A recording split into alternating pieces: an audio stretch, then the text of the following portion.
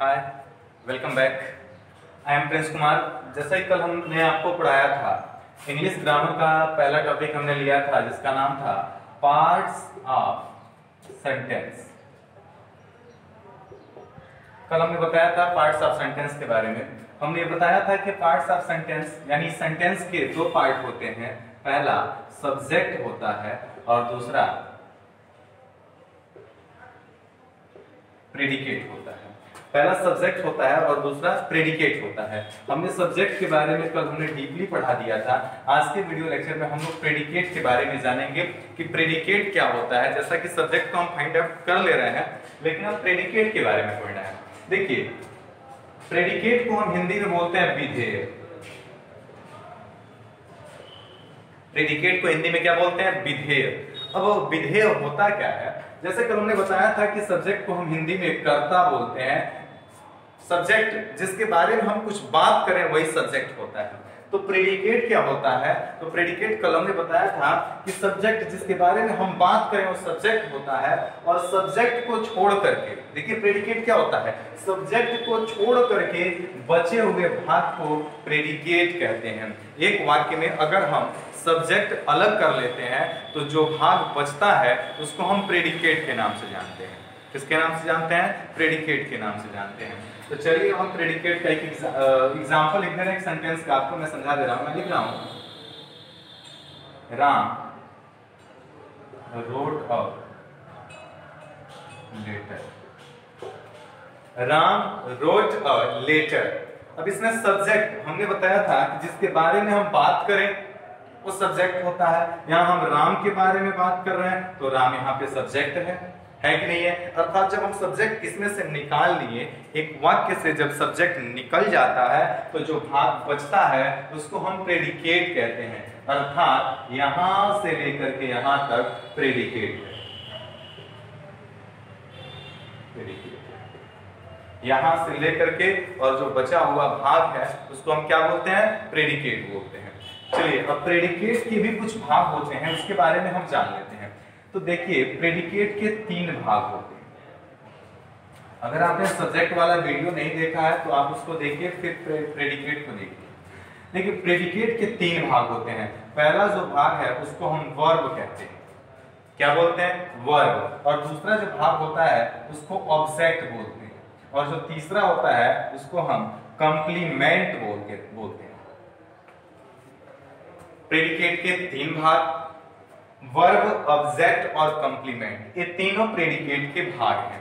अब वर्ब को हम हिंदी में जानते होंगे आपकी क्रिया बोलते हैं, ऑब्जेक्ट को कर्म बोलते हैं, कंप्लीमेंट को पूरक बोलते हैं। ओके, हमने क्या बोला? वर्ब को क्रिया, ऑब्जेक्ट को कर्म और कंप्लीमेंट को पूरक कहते हैं। कहने का मतलब है कि एक वाक्य में अगर वर्ब है तो वर्ब को हम प्रेडिकेट कह सकते हैं, ऑब्जेक्ट है ऑब्जेक्ट को प्रेडिकेट कह सकते हैं, कंप्लीमेंट है, कंप्लीमेंट भी किसका भाग होता है? प्रेडिकेट का ही होता है। किसका? प्रेडिकेट का। चलिए वर्ब के बारे में हम जान लेते हैं, एक एक करके हम तीनों के बारे में जान लेते हैं। देखिए, वर्ब का मतलब होता है क्रिया, और क्रिया क्या होता है? सिंपल में जानिए, एक क्रिया क्या होता है? एक्शन को रिप्रेजेंट करता है। किसको?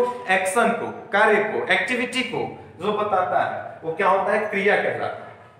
और क्रिया क्या है? तो क्रिया का जो संबंध है ना वो काम से है। मैं फिर से बोलूंगा कि अगर पढ़ना चाहते हो तो पुनः कॉपी कलम निकालो और लिखना शुरू कर दो और साथ साथ पढ़ना शुरू कर दो। देखो, जो वर्ब है वर्ब को क्रिया कहते हैं, और क्रिया का संबंध किससे है? काम से। नहीं समझे ना? काम से। संबंध का मतलब नहीं समझे, समझाता हूं। देखो, काम का मतलब यह है कि जो हम काम करते हैं ना वो काम ही क्रिया है। हम जो काम करते हैं ना वो काम ही क्या है? क्रिया है। जैसे मैं लिखता हूं, कौन सा काम कर रहा हूं? लिखने का काम कर रहा हूं। बात समझे कि नहीं समझे? वो क्रिया है।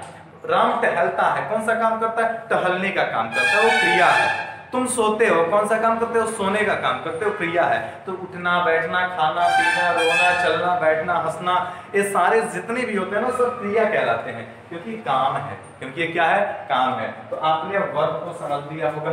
जैसे अभी हमने कुछ देर पहले एक एग्जांपल लिखा था कि राम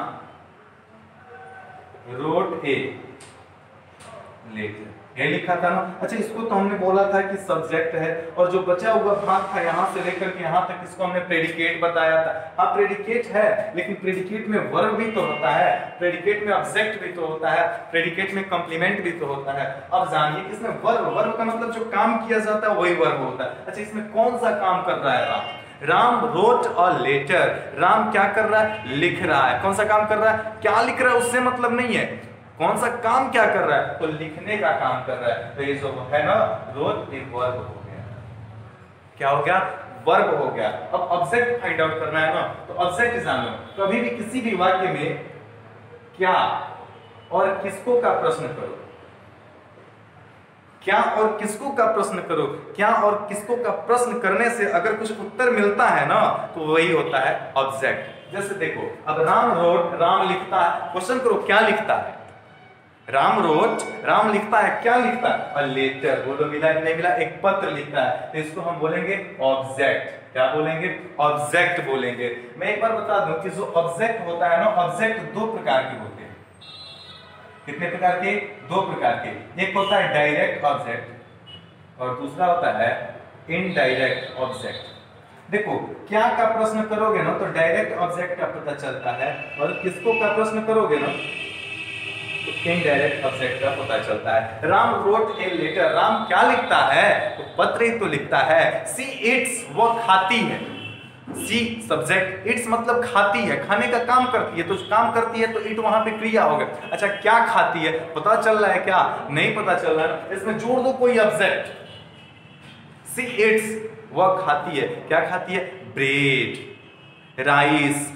बात समझ रहे हो ना? कुछ भी जोड़ दो, यानी क्या और किसको का प्रश्न करने से कुछ उत्तर मिल जाए, वही होता है ऑब्जेक्ट। अब मैंने बताया था कि ऑब्जेक्ट दो प्रकार के होते हैं, एक डायरेक्ट ऑब्जेक्ट और एक इनडायरेक्ट ऑब्जेक्ट होता है। अब आपसे कोई ये भी तो पूछ सकता है, क्या एक वाक्य में दो ऑब्जेक्ट आ सकता है? हाँ, बिल्कुल आ सकता है। बोलना नहीं, एक वाक्य में दो दो ऑब्जेक्ट आ सकता है, एक डायरेक्ट दूसरा इनडायरेक्ट, एक डायरेक्ट और दूसरा इनडायरेक्ट। अब देखो कैसे आ सकता है। जैसे मैं यहाँ पे लिखूं, My mother gives me a pen. My mother gives me a pen. मेरी माताजी मुझको एक कलम देती हैं। मेरी माताजी मुझको एक क्या देती हैं? कलम देती हैं। अच्छा, एक बात बताओ, हमने बोला था कि जिसके बारे में बात करें सब्जेक्ट, जैसे हम किसके बारे में बात कर रहे हैं? माई मदर, अपने माताजी के बारे में बात कर रहे हैं, तो ये हो गया सब्जेक्ट। हुआ कि नहीं हुआ? अच्छा, जो काम किया जाता है वो वर्ब कहलाता है ना। अच्छा, माताजी कौन सा काम कर रही है? गिफ्ट्स मतलब देने का काम कर रही है। गिफ्ट्स जो हुआ यहाँ पे वर्ब हुआ कि नहीं हुआ? अच्छा, अब क्वेश्चन करो, क्या देती हैं, किसको देती हैं? अगर उत्तर मिल रहा है तो समझो ऑब्जेक्ट है, और उत्तर नहीं मिल रहा है तो उसमें कोई ऑब्जेक्ट नहीं है। अब देखो, इसमें डायरेक्ट और इनडायरेक्ट ऑब्जेक्ट आपको पता करना है। अच्छा, क्वेश्चन करो, डायरेक्ट ऑब्जेक्ट छांटने के लिए क्या का प्रश्न करना है? किसका प्रश्न? क्या का। माई मदर गिव्स मी, मेरी माताजी मुझे देती है क्या? अ पेन। तो पेन यहाँ पे डायरेक्ट ऑब्जेक्ट है। कैसा ऑब्जेक्ट है? डायरेक्ट ऑब्जेक्ट है। दूसरा क्वेश्चन करो, इनडायरेक्ट के लिए किसको, इनडायरेक्ट के लिए किसका, किसको का क्वेश्चन करो। अच्छा, किसको देती है? मी मतलब मुझे देती है। ये हो गया ना आपका इनडायरेक्ट ऑब्जेक्ट। बोलो समझे कि नहीं समझे? तो ये होता है डायरेक्ट ऑब्जेक्ट और इनडायरेक्ट ऑब्जेक्ट। और अगला मैं बात कर लेता हूं कि एक होता है कंप्लीमेंट, जिसको पूरक के नाम से जानते हैं। इसका काम क्या होता है? To complete the sense of sentence. Complement का काम होता है to complete the sense of sentence. ये वाक्य के अर्थ को पूरा करने का काम करता है, उसी को पूरा करते हैं। अर्थात जो शब्द वाक्य के अर्थ को पूरा करे, अर्थात अर्थ को पूरा करे, इसका मतलब कि वो अर्थ अधूरा होगा तभी तो पूरा करेगा। इसका अर्थ अधूरा तभी तो पूरा करेगा, तो जो पूरा करे ना उसी को कंप्लीमेंट बोलना है। क्या बोलना है? कंप्लीमेंट। जैसे मैं एग्जांपल आपके सामने लिखता हूं, यहाँ पे मैं यहाँ पे लिख देता हूं कि राम वास, राम थे, मैं लिख देता हूं आई एम, मैं हूं। अच्छा, अब एक बात बताओ, मैंने यहाँ पे दो चीज लिखा है। अच्छा, इसका अर्थ निकल रहा है, राम वास, राम था, क्या था पता चल रहा है क्या?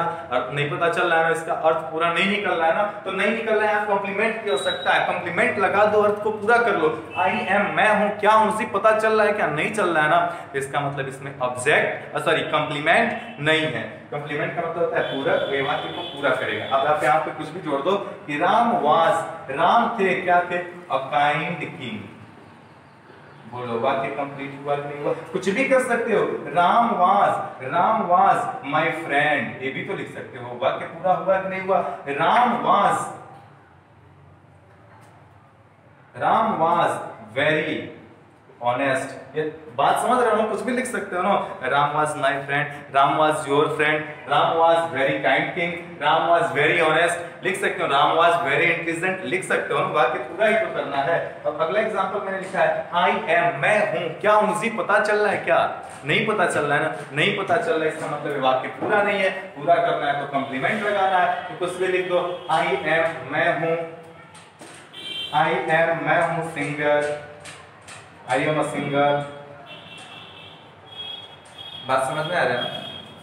आई am doctor, I am teacher, I am a student, I am poet, कुछ भी बोल सकते हो ना। जब वाक्य को कंप्लीट करना है तो इसी को हम बोलते हैं कंप्लीमेंट। ओके, तो इतना अगर आप समझ गए होंगे तो मैं चाहूंगा कि आप